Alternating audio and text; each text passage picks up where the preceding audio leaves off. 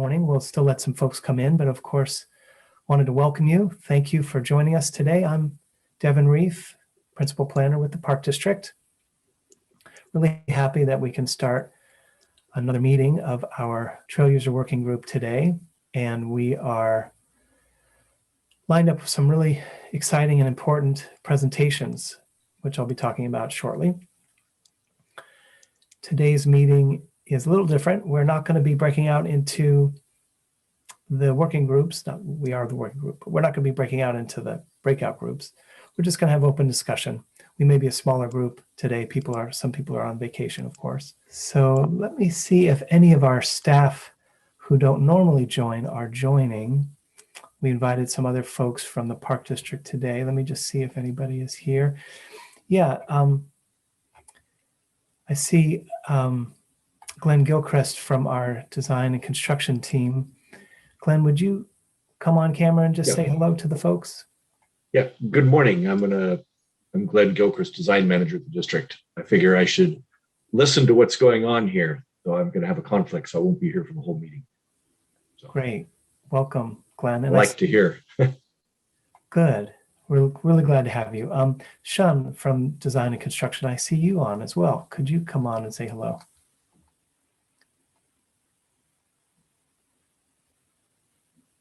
Hi, good morning. My name is Shania. I'm a civil engineering of the Park District. And I think the agenda is pretty interesting. You may want to know a little bit more what the end users think about what the trails would be. So that's why I'm joining the meeting. Great. Thank you, Sean. And then Kim Collins, I see you're here too. Welcome.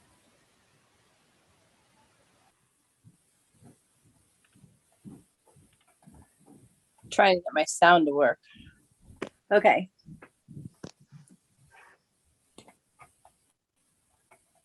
We had you for a moment, Kim. I'm here. Okay. Kim Collins, one of our landscape architects in design and construction. So welcome to that team. Okay, well, I think we'll get started. As I mentioned, this is our July meeting of the Trail User Working Group. Very glad that you're all joining us. Our moderator, Lou Hexter, will be joining us around 10 o'clock, so I'll be facilitating until then. Let me go over the agenda. We have an agenda with two different sort of communities' perspectives. First on the agenda will be looking at the previous meeting, and I'll go over notes from the previous meeting. But then we're going to hear from the disability communities, and that's represented by Bonnie Lukowitz and Lori Gray, both with BORP. Then we'll have an open discussion and Q&A. We'll take a break. Then we'll hear from dog owners and dog caretakers' perspectives. And there we'll hear from Mary Barnsdale, Kathy Roth, and Emily Scholes. We'll also have a group discussion and Q&A. Then we'll wrap up and finish about noon. So that's today's agenda. Let me turn it over to Brian Holt, our Chief of Planning and Trails, to sort of get us started. Brian. Yeah, good morning, everybody, and thanks, Dev. I'm Brian Holt, Chief of Planning Trails, GIS. Thank you again, all of you, for just generously giving time to this discussion and in this conversation. I don't have a lot of updates to give today. Definitely looking forward to this presentation. I want to give the appropriate space to let that happen. I did just want to mention, this is sort of Evan mentioned, the third to last meeting that we have planned of this, and we're real interested in sort of, hearing from you all about sort of what, this has been a really good conversation. What should we be doing with this? Do you have specific recommendations that that staff should perhaps bring forward? Do you have ideas for either process improvements or ways to continue this dialogue, or just anything else? Please feel free to share those with myself, with Devin, with Sean, and obviously we have we've received a lot of recommendations already. So so thank you to those of you who have been sharing your comments, whether specific parks or others. We do pay attention to all those, and I'm kind of pulling together all the comments that we've sort of seen and sort of looking at, you know, what are things that we feel that we can bring forward and are workable, and other things. There's a lot of conversations at the Park District right now, kind of just related to what we've been hearing in this group, and, you know, interest in kind of, you know, trail user education. Certainly, I think some of you are familiar with, we've just been trying to take a focused look at some of our parks, you know, Briones. We've gotten a lot of suggestions about what's going on there, and trying to, you know, basically, trying to figure out how to eat that elephant, I guess, is kind of the best way to put it. And sort of how do we address a lot of these things? And so we're all ears on suggestions. So please feel free to keep them coming, and start thinking about how we kind of, you know, can take this good process and have something tangible with it that we can, you know, move forward in a productive manner. So so as you have suggestions for that, please feel free to share them. So so with that, Devin, I'll turn it back over to you, and looking forward to this conversation. Thanks all. Great. Thank you, Brian. So at the last meeting in June, which we've now just posted on the website, our meeting notes and the meeting mural to the website. I'm sorry we got delayed on that. I want to go over what we heard last time, a month ago.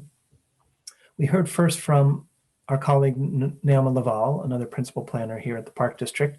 She presented on planning for conservation and recreation, primarily talking about the 37,000 acres in the Park District's land bank, but also about special controls on lands purchased with the Park District and the East Contra Costa County Habitat Conservancy.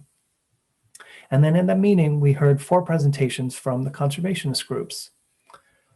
We heard from Mimi Wilson of the Regional Parks Association, who spoke about the need for letting the land itself dictate the use on trails, and to protect the trails for plant life, wildlife, and human life. Norman LaForce of the Sierra Club spoke about the conflicts that mountain bikers present on trails, and said the Park District should consider environmental protection and park user experience when designing trails, along with the 3 E's, which are advocated by the mountain bikers, which in this case are engineering, education, and enforcement. Pam Young of the Golden Gate Audubon Society, she gave a presentation. She asked if mountain biking is an extreme sport and showed examples of specific areas in Tilden Park where bikers had affected bird habitat. She also had a number of proposed strategies, starting with protecting high-value habitat from recreation. And last, we heard from Jim Hansen of the California Native Plant Society, who noted that increases in park use cover many activities, that trees have sensitive root zones that trails cross, and he had a number of suggestions. Also, starting with designing a system-wide evaluation of parks' natural resource areas. So that's a quick summation of a very productive meeting that we had last June. And now we'll hear from Bonnie Lukowitz and Lori Gray of BORP, giving us the disability community's perspective. Okay. So Bonnie. Thanks, Devin. And this is just a shout out to East Bay Parks in general for giving us this opportunity to talk about trail usage for people with disabilities. So that's a pretty big term, and there's no way we're going to be able to cover the full spectrum of disabilities that exist out there. And instead, we're going to focus on our expertise of people with physical and vision disabilities. And Amanda, if I could get you to bring up the slide presentation, that would be great. And we will have time for discussion after we're done. But if people want to put questions in the chat in the meantime, and we'll get back to those when we're done with the presentation. So hopefully today what you'll go away with is some insight about some of the issues that some people with disabilities face when trying to get out in nature. Next slide, please. So what I bring to the table is nearly 50 years of lived experience as a person with a spinal cord injury and a wheelchair user. And when I first had my accident, my love of nature didn't change, but how I got out in nature certainly did. And thankfully, over the decades, I've seen vast improvements. And in general, East Bay Parks is doing a great job. Always room for improvement, right? And so what I still can't do, though, is get out really into the backcountry and be spontaneous about where I would like to go hiking. And in terms of my professional work, I work with an organization called ORP, and I have invited a colleague and friend of over 40 years to help with this discussion because she brings a different perspective. And I have written about and researched, probably over 200 trails along the California coast and in the San Francisco Bay Area. And as part of BORP, I manage a website of accessible trails in Northern California. And I include in there a lot of parks in East Bay Regional Parks. And most recently, I've worked with the Land Trust Alliance on a best practices guide for land managers regarding inclusion of people with disabilities. And that's going to be released soon. It's going to be a free resource, and I will share that with the group as soon as that becomes available. And I'm going to turn it over to Lori now to introduce herself. All right. Good morning. My name is Lori Gray, and I have had disabilities all of my life, so 60 years in that reality.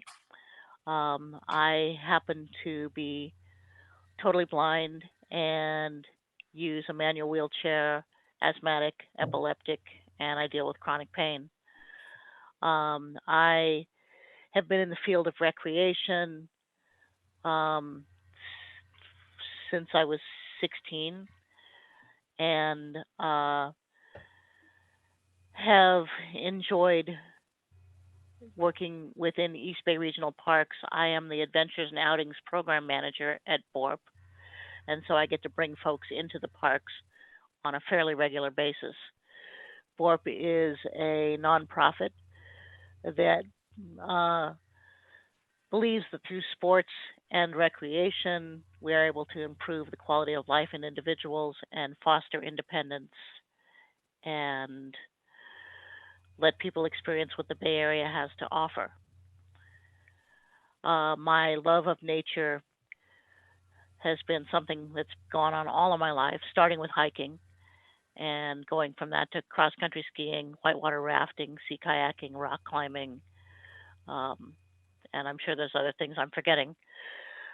And for myself, because of a seizure disorder that's triggered by fluorescent lighting, the outdoors is really where I am able to be the healthiest and the safest, given my particular disability set. Bonnie? Okay, next slide, please.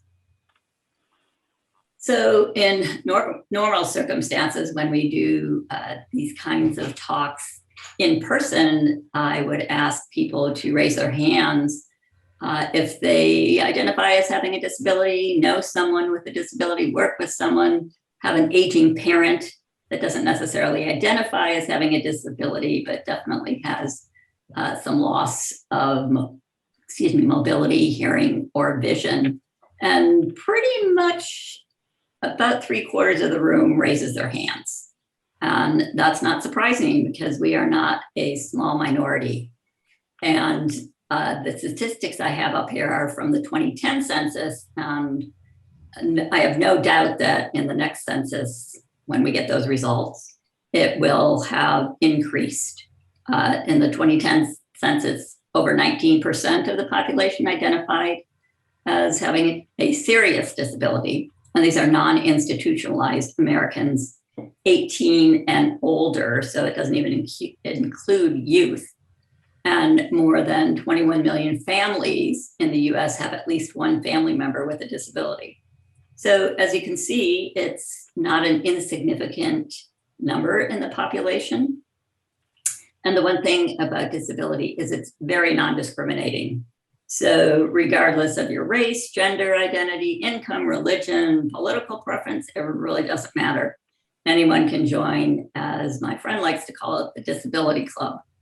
And chances are, if you're lucky enough to live into old age, you will likely benefit from some of the accessibility that's continually improving. Now, I have never seen any statistics about park usage by people with disabilities because we're often overlooked in these kinds of things. In fact, in the discussions that have been happening of recent about equity in the parks, I would say, rarely to never heard about mention of people with disabilities lacking equity in the parks. So we're still kind of the forgotten majority. All right, next slide. So I don't really want to discuss the ADA because that's not really what this is about. Excuse me. And the ADA standing for Americans with Disabilities Act. What I do want to emphasize, though, that it is first and foremost a civil rights law. That is the whole basis of it. People with disabilities were left off of the Civil Rights Act in the 60s. So I guess we had to go out and make one of our own. It's intended to level the playing field, so to speak. And when we're talking about trails, it kind of takes on a double meaning. And what the ADA doesn't mean is paving nature. And that's not what we're asking for either. So the goal is the full inclusion of people with disabilities in all aspects of American society. There's 5 titles to it, and the ADA impacts East Bay Regional Parks, and I'm sure, well, I'm not sure, but anyway, I'm just going to skip that part of it. Let's go on to the next slide, please. So I wanted to talk here about some of the common barriers to hiking that people, again, with physical disabilities and that have vision disabilities. So I think that infrastructure is probably some of the biggest barriers. So we're talking about trails, bathrooms, parking. So the lack of physical access to that. And along with that goes the lack of maintenance of these accessible features. I can tell you that it's extremely frustrating to go out to a trail that you've been on before and know it to be accessible. And then because of a lack of maintenance, it's no longer accessible.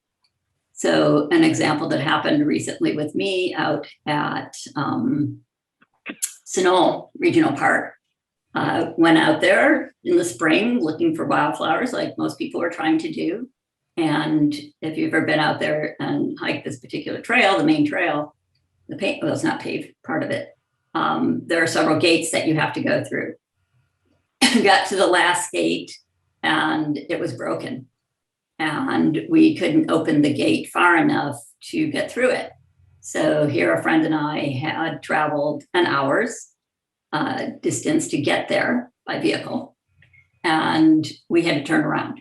And I knew it was on the other side of that gate, so I really felt like I was missing out. So that's what I mean about the importance of keeping up the accessible features. I will say that Paul, who works in, I'm not even sure what department he's in, hears from me on a regular basis about some maintenance issues, and East Bay Parks has been very responsive. In my estimation, and work that I really do a lot with, is something I call the information barrier. So even to just plan an outing or a hike, it's extremely time consuming because there's a severe lack of information that people need in order to make a decision about whether, you know, a park or trail is going to meet their accessibility needs. So there's a real lack of accessibility information. Laura, I'm going to let you talk about the alternative formats and signage. Okay. So from the perspective of alternative format, uh, that can include the access of the website where you might find information about a trail, uh, having braille, large print, audio formats of information available. The park information line, uh, for me, has been crucial because it at least tells me the names of the parks. And it may not be fully updated, I'm not sure.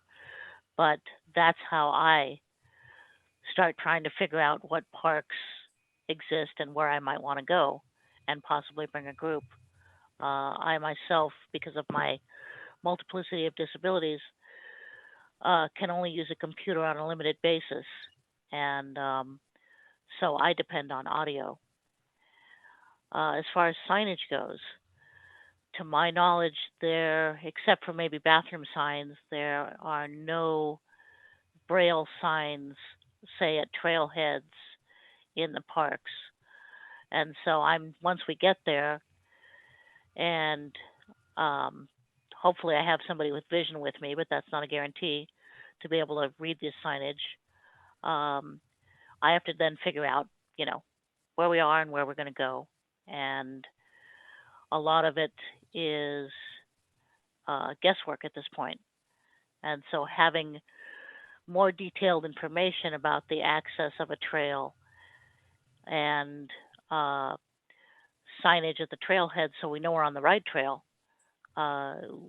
would be very helpful and inclusive for all of us. And it makes a big difference because there's a lot of effort involved in getting to a park. And it, like Bonnie mentioned, it's very frustrating to get there and not have the information you need and to feel like you're lost kind of the whole time you're there. Bonnie? Yeah, and I think in addition to the information barrier is that there's no one to call to find out about the information that you're needing.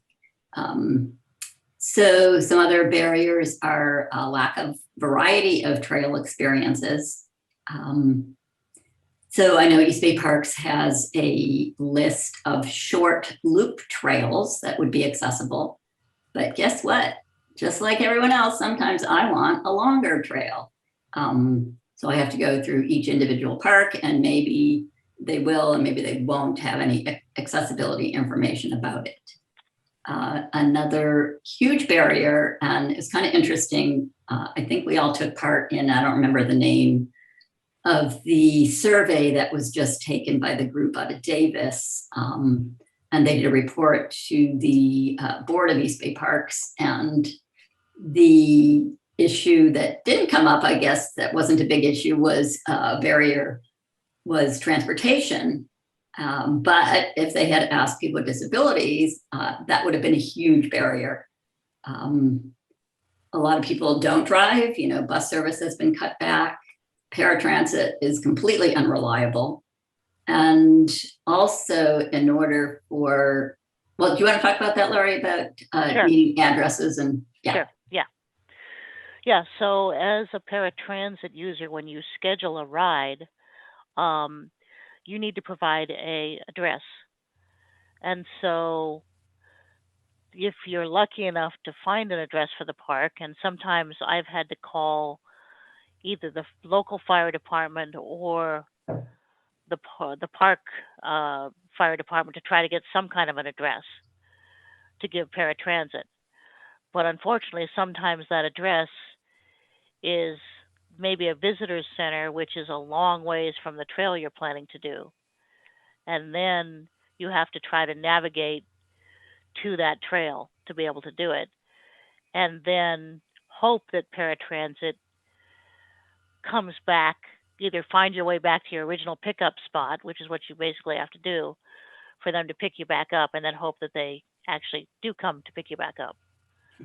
And so transportation is a huge challenge. And for example, on weekends when bus services are further limited, paratransit may not even go to certain parks. Right. Bonnie. Okay. All right. So there, another barrier, as you can see, possibly from this slide, is wheelchair equipment breakdown. So I had the misfortune of losing my tire on the trail out at Point Pinole. Fortunately, it was at the end of a 3-mile hike, and we were close to the parking lot. But I ended up having to call a friend who had a jack. We could jack up the chair, and there was a ranger that flagged down. And between the two of them, they were able to put my tire back on. I sat there for about an hour and a half. Fortunately, it was a nice day out. And so equipment breakdown is a real possibility. Batteries on a motorized device last anywhere from 5 to 7 miles. I've never pushed it the entire time. So it would kind of be nice to have charging stations like they do for electric cars for wheelchairs. Next slide, please. So a few other barriers are that someone might need someone to drive them to a park, or just might feel safer with an attendant or someone to go with them. So that can be a real challenge for people. Weather, I know, can be a barrier for anyone. It may inadvertently or disproportionately impact people with disabilities. I know for myself, because of my spinal cord injury, I don't sweat. So when it's hot out, I just get a fever. Weather can be a barrier for people. Historical exclusion, I think that, speaks for itself, as well as no staff to identify with. We've talked about this in other groups. Maybe having a previously bad experience that gives you pause for going out again. I know for sure when my wheel fell off, it took me a little while to want to go back out on trails by myself. And then virtual programming has its own set of issues. And in this photo, this is out at Sunol again. And again, another maintenance issue. Well, actually, it was poorly designed from the get-go, but this restroom was set on top of a concrete pad that didn't give you enough room to safely and easily open up the door. And there's about a 4-inch height difference between the ground and getting onto the concrete. And so it's really, for some, it's impossible to get into the accessible bathroom. Again, I pointed this out to East Bay Parks and they responded pretty quickly. So thank you. Next slide. So a lot of the issues that I have heard about over my extensive career working in this field has been about infrastructure, but there are some common conflicts that arise with other user groups. One of those are parking, and that is where people are, because parking is limited to begin with, people are illegally using disabled parking placards. And I think anymore that cars must come with these, because it seems like everyone has one any longer. And that could prevent people from, well, I know for myself, I don't have parking, I can't get out and use the trail. And then there's a lack of enforcement of that parking. I was not too long ago out at Middle Harbor Shoreline Park, and at one section they had turned every parking space into a disabled parking space. There was about 6 of them. And I was there and found one space that was available, and not one person had a placard in their car or on their plates. And I actually ran into a security person there, and he said he couldn't do anything about it. So I think people know that. Another issue, and I'm going to let Laura, you talk about that, is uncontrolled dog behavior. Okay. I understand, first of all, from the outset, I understand how important it is to have a place to be able to go with your dog. My cat doesn't understand it, but I do. As far as the when we're out on a trail on a hike and I have guide dogs and service dogs with me, having dogs that are uncontrolled on the same trail can present some issues. Uh, that can be distracting for somebody's guide dog. And if that guide dog gets distracted while they're working and guiding their person, they may not take them around a rut or a hole or something that might cause someone to fall. Or they may take them too close to the edge of a trail and somebody may, step off the trail and hopefully that's not where there's a significant drop. Um, and also just having, if a dog's under voice control, that's wonderful. But dogs want to come up and say hello, and that can be scary. As you hear something running towards you, you're not sure if it's coming from a perspective of being friendly and wanting to say hi, or if it's coming from a perspective of aggression. And so that can be a very concerning situation. Generally, I try to have people who help spot for dogs, but that's not always possible. Bonnie? Okay, and some of the other issues we've heard about and have personally experienced are cyclists that are going faster than they should and not calling out. I'm a cyclist. I use a hand cycle. Borb has a very robust adapted cycling program. And I know how confusing it is for people. Even I always yell out that, I'm passing, but when you say on your left, people don't know whether to move to their left or that you're on their left. So it's always a challenge. And especially for someone that has no vision or someone that responds to sudden noise, it can be pretty dangerous, or someone that's unsteady on their feet. There are, some instances of people getting run over or falling because they got scared. Did you have anything to add to that, Lori? Yeah. And with a guide dog is trained to stay on the left side of a trail. And so somebody will say, bike on your left. We'll move everybody to the right. Guide dog stays on the right for about 2.3 seconds. Hopefully that's enough time for the bike to get by before it moves back left.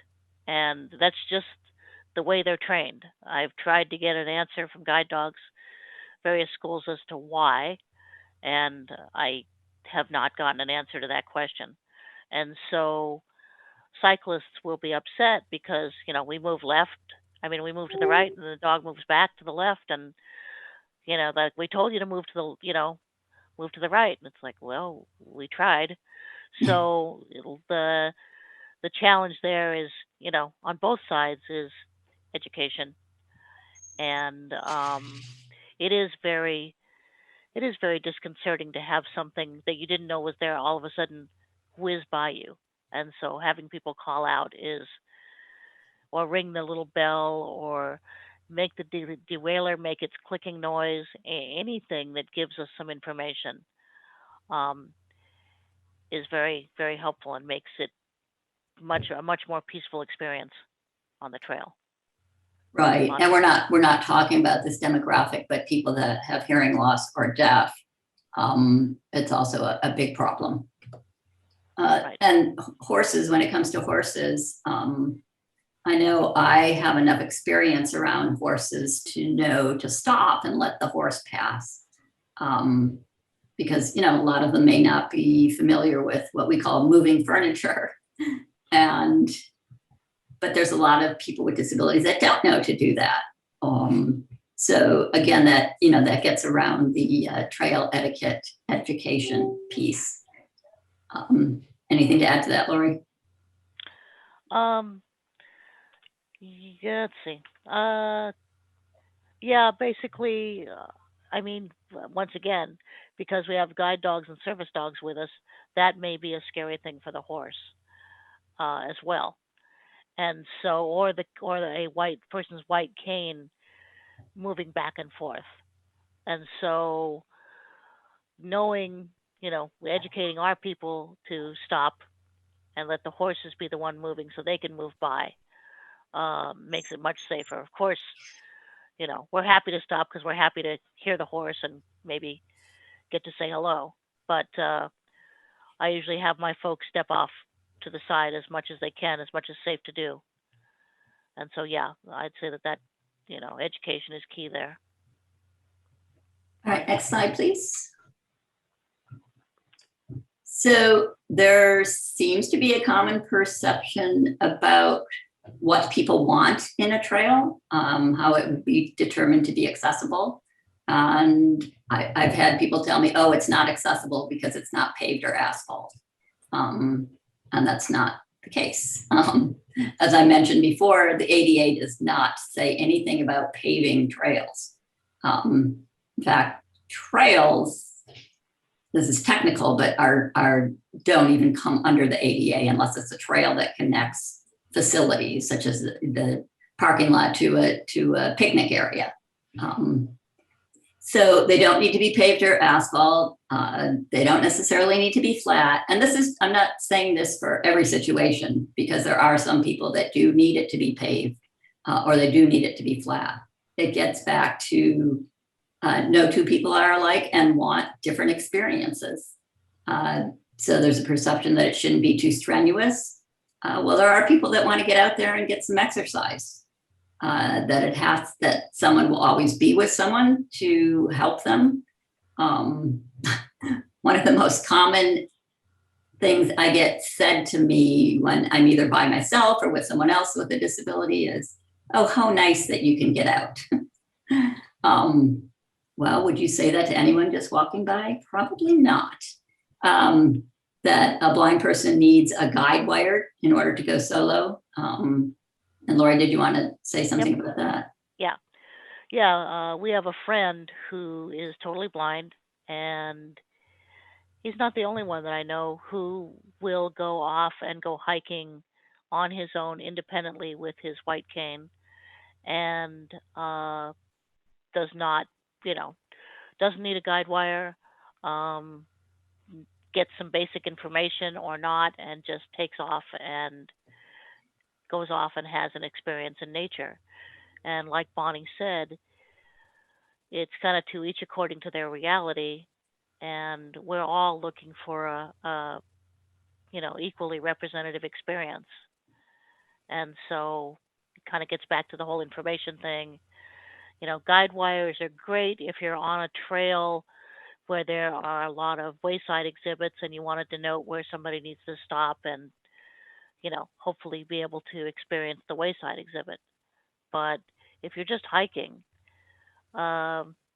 really you're wanting the same experience that everybody else has of feeling the trail under your feet and being able to, to just experience all of the nature around you. Bonnie? I realized I should have titled the slide Misperceptions of Accessible Trails. And then lastly, it's that we prefer short distance hikes. Again, some people do, some people don't. All right, next slide. So I've seen all different kinds of names regarding accessible trails. And I'm not saying that one is better than the other. I'm just saying that it doesn't tell the whole picture. So some of the names I've heard are ADA trail, universal access, all access, accessible, wheelchair friendly. And the thing is that accessibility is not one size fits all. Next slide, please. So what East Bay Parks has done, what you'll find on their website is a tab that says accessibility AD/ADA, or there might not be a slash. And then you can go to that page, or you can go to individual parks and you will find a PDF or Word document of a particular trail, a particular park, and it gives you this information. I apologize that it's small. And there's some issues with this. Trail length, 1.7 miles. Is that round trip? Is that one way? Personally, I'm not sure how I feel about this type of representation because most people don't know what a typical cross slope is. And so it might take them a while to go out on a trail. Oh, okay, they said this was 4%. I guess the next time I see 4%, I'll know what that means. It also doesn't tell you, it might say there's an obstacle, but it doesn't tell you where on the trail is that obstacle. Say it's, a 5-mile hike and it says there's, a stretch of incline that's greater than 20%, which would be pretty steep. Well, if that's at the beginning of the trail, I'm not going to be able to do those 5 miles. So I wouldn't go there in the first place. But if it's, it's towards the end, I might go to that trail. So again, there's room for improvement. Next slide. And some of the key access features that people want to know about, and this is, gathering this from many, many years of experience, are, is there accessible parking? And just saying parking doesn't cut it because this picture that I have up here is at China Camp State Park, and that's my vehicle. And while they do have 2 accessible signs for accessible parking, there's no striping on the ground that gives you parameters for where to park in an access aisle if you need to lower a lift, which I do.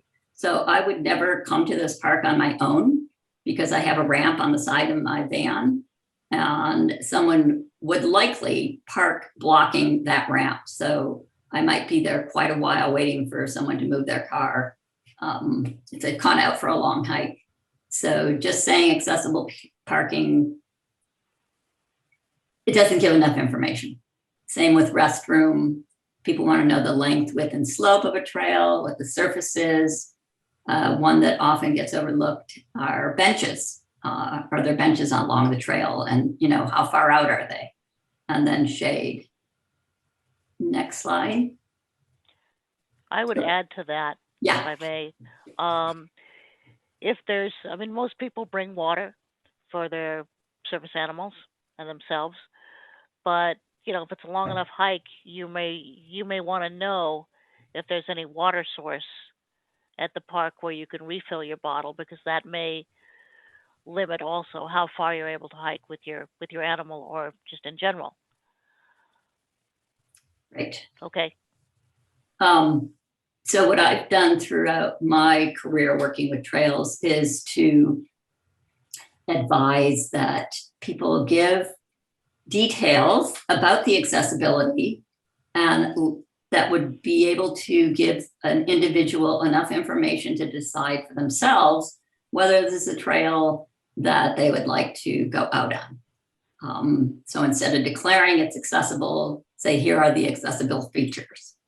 And most people probably looking at this trail here where there's a lot of snow and a guy in a manual wheelchair, and he has a 3rd wheel on the front that elevates the front caster. So it allows him to be able to go through snow like this. So the general population would say, oh no, that's not an accessible trail.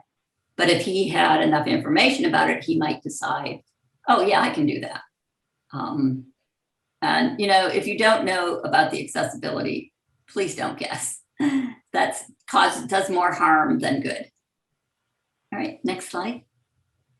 Here we have some pictures of some newer technology. So as technology is improving and more people want to really get out there, we're seeing more equipment being created. I have to say that most of it's pretty out of reach for most people financially. There are some parks that are giving some of these out for loan, which I find interesting just because of liability. But here in these slides, we see a chair that kind of looks like a tractor. I think that one is $10,000. There's a park in Michigan that loans that one out. We have someone on a downhill hand cycle that is power assist. And then we have some chariot type chairs where it involves getting some other people to help you on the trail. So there's independent access plus where you might need some access. So as technology changes, so do our options. So it's kind of an exciting field. Next slide. I don't want to get into what's called other power-driven mobility device, other than to mention that if you see something that doesn't look like it should be on a trail, it might be that it is an OPDMD. And it's really up to the parks to determine whether this type of device is safe to be on the trails. It's not up to them to really determine if the person really has a disability and needs this. I think there was a lot of fear when this law first got took effect in March 2011, but I really don't think that there has been much complaints about this. At least I haven't heard any. All right, next slide. So that's kind of the end of our presentation. And hopefully some of the things that you've taken away from this is that people with disabilities want to experience parks and trails for all the same reasons as everyone else. That's kind of a no-brainer. Accessibility varies from person to person. And when designing new trails and building new trails, think about inclusive design so that everyone can benefit from increased accessibility. And as I already mentioned, technology changes, so does the ability to access the trails. Lori, did you have anything that you wanted to add that we didn't cover? I think we've covered most of it. I think I'm just prepared for if anybody has any questions. Okay. Okay. Oh, next slide, I guess. I had just put up our email addresses, but it's basically our name at borp.org if anyone wants to reach us. There it comes. There it is. Okay. Great. Well, thank you so much, Bonnie and Lori, for really a great set of slides and identifying the issues. I'll just say good morning to everybody. I'm just joining. I was joining during the presentation and happy to be with you all again. We set aside this time, instead of breaking into discussion groups, we thought we'd just leave the floor open for comments or questions. I know there's been a few things peppered into the chat, which is really great.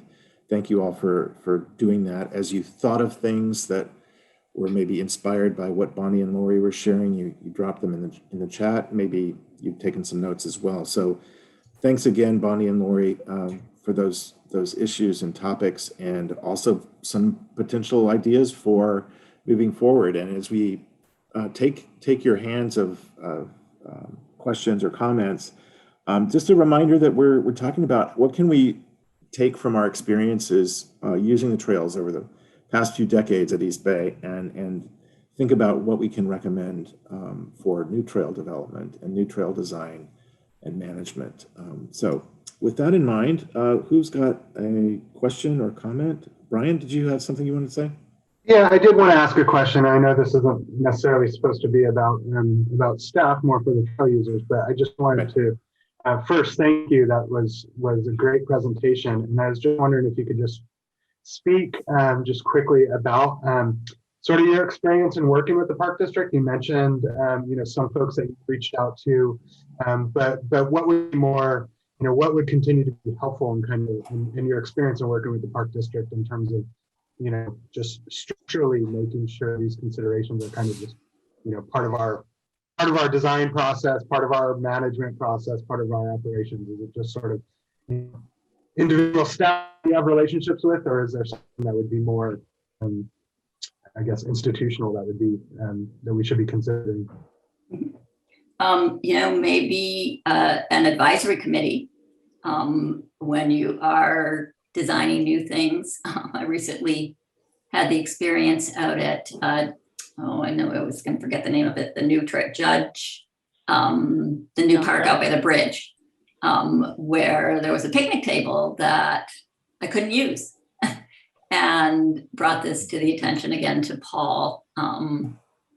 And apparently it was a Caltrans design. So it was like using outside sources. And so maybe they didn't know that it had to be accessible. I'm not sure, but there were some modifications made. So it's always great to get these things before they go into place.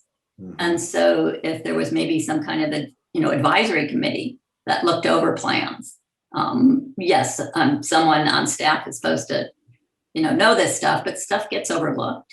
And there's the practical side of accessibility versus the technical side. So it would help increase access, because the ADA is a standard. It's the lowest standard. There's nothing that says you can't go beyond it and above it. And so it's more the floor rather than the ceiling. And so with an advisory committee, they might be able to give you ideas that you haven't thought about, because they're not in the ADA. Or ABA, whatever regs you're looking at. Lori, do you want to add to that? Sure. Yeah. I mean, for example, you can, like Bonnie was talking about, you can roll up to, say, the bathroom at the botanical gardens. We had no problem getting up to it, but the door was so heavy that people couldn't independently open it. The folks that I have worked with mostly within the park are the folks connected with the recreation department over there at Tidewater, the naturalists, and we've participated in some of them. There are some, I think is how you say it, trainings, and we've done, sensitivity and disability awareness trainings throughout the parks in the 22 years I've been working in this job. Bonnie and Lori, I'm wondering to you about North Point Isabel. It's North Point Isabel is being recapped, so it's a maintenance project. It's not really a park design project. So I could see this falling through the gaps. We were hoping for a more accessible trail, although I see that I don't really know what that is now. But the issue, but, and things like benches and things like, right. Is the bridge wide enough for motorized vehicles? If they haven't, I'd like to drag you into that, because we're trying to feed in. Ren Bates is the person supervising it. Yeah, no, I have not heard anything about it. Yeah.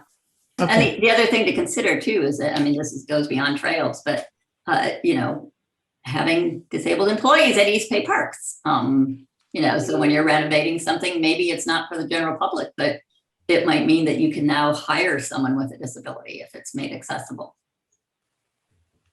Okay. I'm on this. Okay, great. Glenn, I noted that you unmuted yourself, so did you want to speak in? Yeah, I wanted to speak about that picnic table at Sutter real quick and kind of the bigger issue. So Paul Ferrario referred that to me. I looked into it, and the manufacturer claims it's accessible. And it took me quite a while to explain to them why it actually was not accessible. Excuse me. And this happens quite a lot. We get manufacturers put a label on it saying it's accessible, and it really doesn't meet all the requirements. Sometimes it just doesn't meet California's strict requirements. Excuse me. And other times it just doesn't seem to meet any requirements. In this particular case, it met all the requirements generally for clearance at a table, but it did not meet the requirements, the knee space clearance for eating and food prep. And somehow they just, picnic table didn't occur to them that was for eating and food prep. And so you needed this additional knee clearance. And so in that case, they were able to actually remove one of the braces under the table and decide it was okay. We met that requirement. I'm working right now with another manufacturer of outdoor equipment to see if we can come up with a bench that isn't so custom. Right now we have a custom fabricated bench. We'd like it if we could actually also get it from other manufacturers. And there's an incredible amount of detail that goes into something as simple as a bench. It is mind blowing how much detail there is. So anyway, we're working with them right now. We're sort of going back and forth and coming out, finding out, what's available in terms of materials and what's a good way to build it. So I hope to have something pretty soon, but it is amazingly complicated to come up with ADA furnishings. I am constantly amazed at what comes through and people say it's ADA accessible. And then Point Isabel, I will talk to Ren about that. I know the landscape architect is assigned to it. I've had a lot of discussions on that project. And your mentioning the bridge was really well timed. So we'll look into it. Thank you for that. Thanks. Thank you, Glenn. Can I Yeah. follow up to that, Glenn? Sure, Lori. So do you get to actually, when you're doing this, I'm assuming, and I know what that means, that you don't actually get to see a finished bench, not necessarily a picture, but actually go somewhere and be able to look at one A in prototype. use. Right. Oh, yeah. So that particular project, I don't know who in the district reviewed it. It didn't come through the design department. Got So it. that picnic table, we never looked at it. Got it. And you know what? That's an internal issue for us. And you can have something that meets all the ADA specs and you're still going to get someone that says, it doesn't work for me. Right. So what you're trying to do is just try to design to the broadest audience possible, because you're never going to meet everyone's needs. Right. Exactly. So Thank I you. don't know that I can see actually everybody, but so if you want to put your hand up in the participant list as a way to signal me, great. Otherwise, I'm just scanning to see if there are any other comments. And I just want to Can you say, Lou, also- that Go ahead. someone had asked for the trail website that I manage. So I put that address in the chat box. Terrific. And Thank I was you. just going to ask, the questions that are in the chat, Mhm. if there are not too many of them, could you verbalize those? Right. Just looking back through. Unless we've answered them all. You're doing pretty well. Let's see. Okay. Cool. Yeah. If anybody has something that they put in the chat and still would like to speak up, please do so. Any reflections on what's been shared or questions for Bonnie and Lori? Yeah, Bonnie. Sorry, Gary, go ahead, and then Amelia, Sorry. are you raising your hand? You'll be next. Okay, Sorry, Gary, go Bonnie ahead. and Lori. This is Gary Fitz from Tilden Wildcat Horsemen's Association. We would love to find ways that we can help each other, and maybe do some horse desensitization sessions with wheelchairs. Mhm. So if you can put your email address in the chat, I'll see what we can do. Good. I will do that right now. Thanks, Gary. Great. All right, Amelia, you're up. Yeah, thank you. This is Amelia Marshall, equestrian advocate, but I actually wanted to speak about issues connected with hiking with autistic individuals, which is, I've done quite a bit of it, hiking with autistic youth, and it's really a different paradigm because you're on, for example, the Westridge Trail or the Dunn Trail in Redwood Regional Park, and it's heavily used by bicyclists and hikers and the occasional horse. But the problem with autistic youth is they may be very tuned into nature and they may wander around. They may not react to a bicyclist coming behind them saying on your left. And I've had, bicyclists like stop, 2 inches from the kid's nose because the kid isn't reacting. And I guess this is an education issue. I'm not quite sure how to address it other than it being an education or an attitude issue, but it's a little different from what our fine presenters have shared with us just now, but it's definitely, I think, worth talking about, and it's one of the reasons why wider trails are better than narrower trails, in my opinion. So thanks. Great. Thanks, Amelia. Great. You. Any other comments or thoughts? Something that you picked up on today that you weren't aware of before that you'd like to acknowledge? See a lot of thank yous, great presentations from everybody. And I do think it's great information.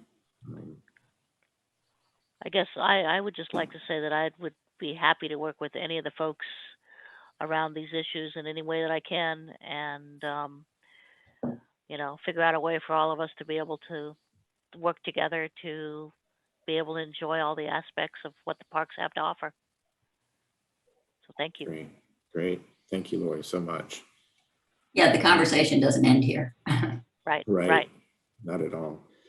Also, just while we're waiting for others to jump in, just a reminder that, you know, part of what we're doing in this group is identifying some things for consideration as we develop new trails in new areas. And we've talked about the idea that there will be some solutions that reflect on kind of the engineering of the trails. And this applies obviously to folks with disabilities as well, but how the trails are designed and engineered, how the education and information is disseminated, and also how things are enforced.